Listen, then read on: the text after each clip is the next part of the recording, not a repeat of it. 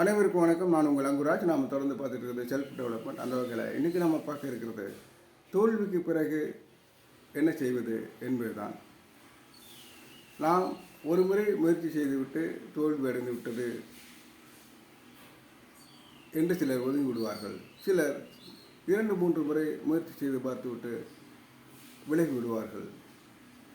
சிலர் 10-15 முறை கூட முயற்சி செய்துவிட்டு அந்த முயற்சியை கைவிட்டு விடுவார்கள். நாம் தெரிந்து கொள்ள வேண்டியது என்னவென்று சொன்னால், முதல் முயற்சியிலேயே எல்லோருக்கும் கிடைக்குமா என்ன? கதிர் முகமது 18 முறை படையெடுத்தார் என்று நமக்கு தெரியும்.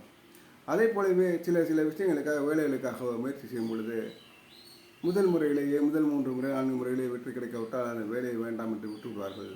வரன் பார்க்கும்போது கூட சிலர் முதல் பெண் பார்த்து சரியாக வரவிட்டால் அதை அப்செட் ஆகி விடுவார்கள். அவ்வாறு வேண்டாம் என்பதுதான். நன்றி, வணக்கம்.